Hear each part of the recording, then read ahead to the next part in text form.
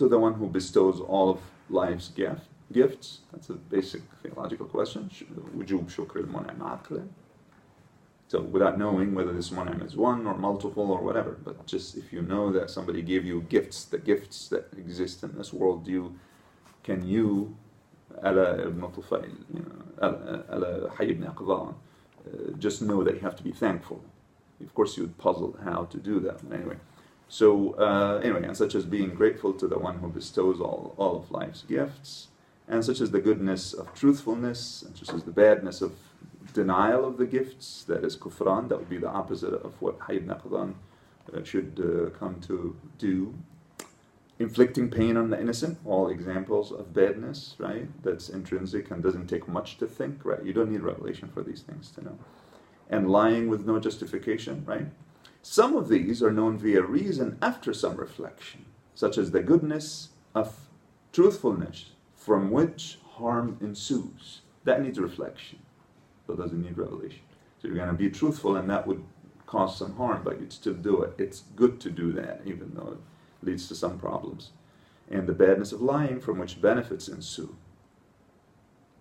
Some of these are known via revelation. Now we reach the revelation, such as the goodness of prayers, pilgrimage, and the rest of the rituals. These acts they claimed, so he's trying to be reasonable here. The Mu'tazilis are very sophisticated about this, but they're still wrong. These acts they claim possess a quality that distinguishes them from other acts, as those acts promote the potential of the softness of the heart, which creates a propensity toward being good deeds and doing good deeds, and refraining from bad ones. But the human reason could not discern this on its own. But this Mu'tazili position is compromised because they don't realize something very basic. If you know that something is good or bad, assuming that that's possible, he refutes that too, because he has three meanings of hasan and qabih, which begs the question of which one are you going to pick. But even if you can decide what is hasan or qabih in a specific situation, the big thing is, and he learned that from Juwayni, you can know what to do about it, but you cannot know how God will reward you. Okay?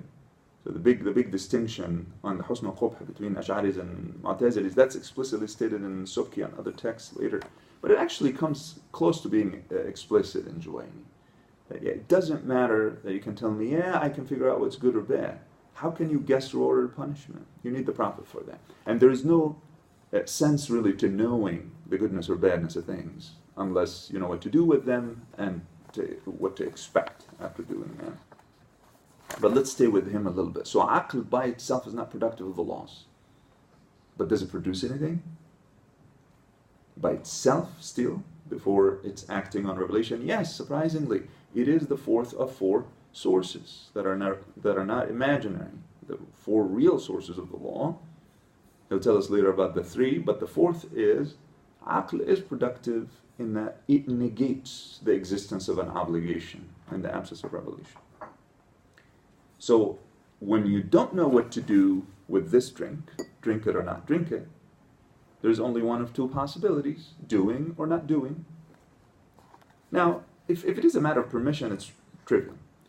But the question is, if I have an obligation, how would I know that there is an obligation to drink this drink? I need a revelation for that. So to establish a positive obligation, you need revelation. But to establish the absence of obligation, you don't need more than reason. So reason is a source. Dalil al-aql wal-istishab. It's not qiyas. Okay, the fourth source is not qiyas. Dalil al-aql wal-istishab is the ability to say there is no sixth prayer in the day. There is no fasting in Shawwal. So the unaided human reason is incapable of establishing any obligation. Negating an obligation, however, is within the reach of that unaided reason until a revelation-based source with an indication that moves that act from the original negation. The unaided reason is thus capable of establishing one of the two possibilities. That is to say, negating a responsibility, but not establishing it. Okay? So reason by itself doesn't make laws, but can establish the negation of an obligation. And then, even that last one, of course, he has to attend to an argument when people say, well, maybe reason is not a source at all. If all it does is establishes ignorance, essentially. So if people tell you all you're saying that the human reason unaided by revelation is capable of doing is that it is capable of ignorance, and ignorance is not knowledge. It says, well, if it were argued that all this unaided reason's knowledge is ignorance of the presence of a revelation, we would reply that an absence of a revelation-based knowledge may be attained with certainty or ilm, or verisimilitude or dhan. We are, for example, certain that there is no argument for the obligation of fasting during the month of NYUAD, nor is there one to establish the obligatoriness of a sixth daily prayer. Were there to be such an argument, it would have been transmitted. It wouldn't have been obscured from the worldwide community of Muslims. This here is knowledge. Okay, this is not ignorance. This here is knowledge of an absence of an argument or a foundation for an instruction, rather than absence of knowledge of a foundation. Yes, absence of knowledge of the foundations of an instruction is not a binding argument, it's not a hujjah, it's not an argument. But this one is knowledge of the absence of a compelling argument, and that one is binding. Okay, we can revisit that if this is just too, much of a mind-bending thing. So what are the sources before this aql? 3 in 1. And at one point he says the 3 are one, but the one being God's word. Because all the Prophet does is he conveys it. And that shows his Shafi'i leaning, that he thinks of the Sunnah and the Kitab are basically two sides of the same coin.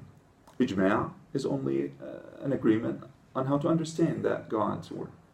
But that's one time, so he makes the 3 into 1 being God's word, and page 6 or something like that in the first quarter, and then by page 100 it's 3 in 1 and the 3 being the Prophet's word. Because essentially the Prophet conveys God's word, right? We haven't met God. We didn't meet the Prophet, but we're as good as having met the Prophet. We'll talk about reporting later on.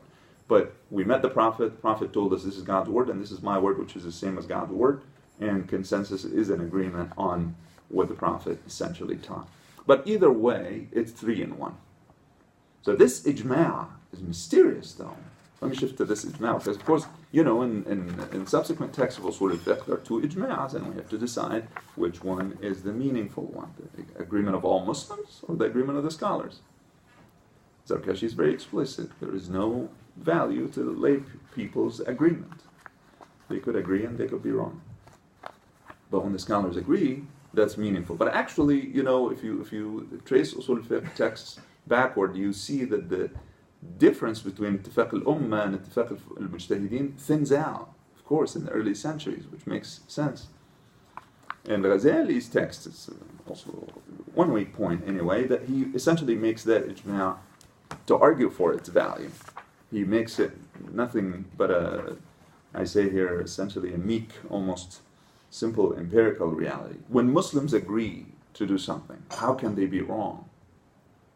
They are right in saying that Muslims do X. When Zoroastrians agree on something, and they say that that's what Zoroastrians do, they're right in reporting what they report, right? They're wrong, of course, because they're Zoroastrians. But they're right in reporting the content of their belief.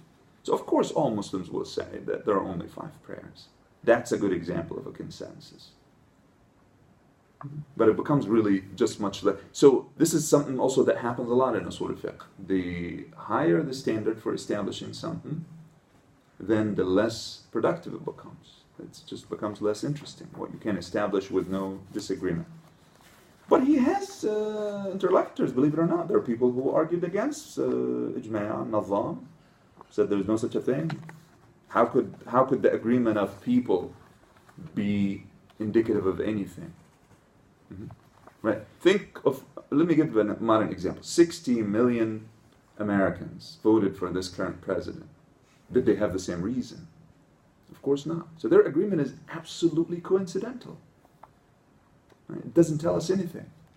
The conclusion is there, yeah. It's very deceiving to think of people's agreement as meaningful. And it's actually one reason Zarkashi and others think that the agreement has to be the agreement of scholars, because they are the ones who agree with reasons. But non-scholars are reasonable people too, except that they have different reasons. Right? So, where was I going with this? Nazam has this idea that for an argument to make any sense, it has to have reasons. So if there is any sense in which ijma' is reasonable or is important, It's because one person made an argument and nobody was able to defeat it. So think of the election of Abu Bakr. That's a good example of a consensus. How did they agree? Sa'd ibn Ubadah was the better candidate at some point, right? But there was an argument that everybody accepted. Juwayni has a lot of fun describing how this consensus can arise from disagreement, right? Consensus arises from disagreement. And the disagreement may have resulted from an almost early consensus, like they were about to say Sa'd. And then somebody made an argument and it shifted. And it is that moment when a majority started to say, yeah, Abu Bakr. That's the beginning of a moment where you should be, of course, as a political matter, you should have gone with the majority then, but once they all agreed, that becomes important. Of course, there is no real consensus in the case of Abu Bakr, because there are people who are absent. But this is another usul fiqh discussion too. Can you call a case of consensus if there is only one or two people who disagree, or if there is absence? And then the other extreme is, can you say that ijma' existed even though it was only one person who held that opinion but nobody disagreed? It's called ijma' sukuti, right? A consensus from silence. Well, in any case, so his ijma' theory is, it makes sense for him to say that the three sources are one. The three sources at the end, it's a little bit of a sleight of hand, but the sources are essentially the Quran and the Sunnah, which are one. And the ijma' is not going to do much, which of course is not the case for somebody like Abu al-Husayn al-Basri. Abu al-Husayn al-Basri is very explicit that ijma' can arise from ijtihad. When all the jurists agree, with or without a text, on something that's binding to us, because they didn't agree for no good reason. And why would you reinvent the wheel? Or in fact, for al-Basri, is essentially how the law could proceed without some consensus. We can't keep arguing about everything all the time. Yeah, anyway, I can talk about consensus forever. There are all kinds of interesting things. In modern times, in the 19th century, there was an Ibadi scholar who said, what if all scholars agree that coffee is prohibited? Would that be a consensus or just a coincidence of agreement? And he said it would be a coincidence of agreement. You know why? Because he thinks ijma' has to have a foundation.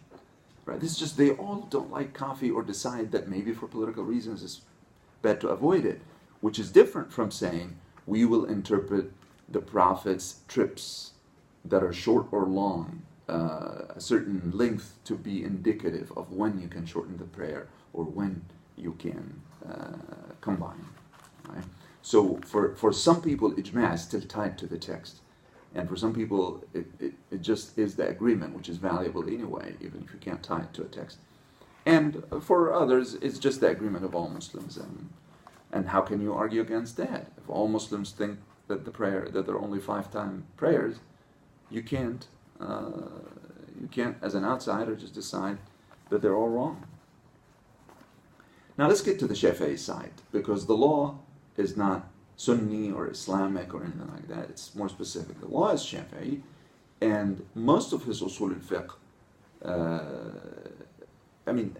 to the extent that I would stop my reading and go back and check, he's always involved in refuting other positions, like Hanafi positions or Maliki positions, in the choices he makes. For example, commands, in principle, do commands indicate that you do the act once in a lifetime? Do they demand repetition in principle? Now, of course, in circumstances you solve these problems, but what is the default? Is the default of a command is that it indicates repetition, that the act should be done multiple times, should be done immediately, or should be done within a window, should be done, what else?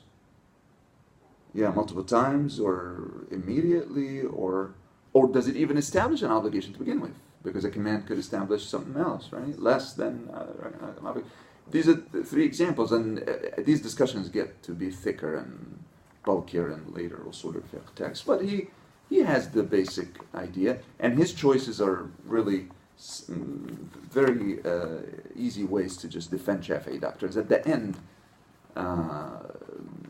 whenever he thinks that there are bad arguments, he has examples from Hanafi and Maliki law. People who think that the subject of usury are these 6 articles.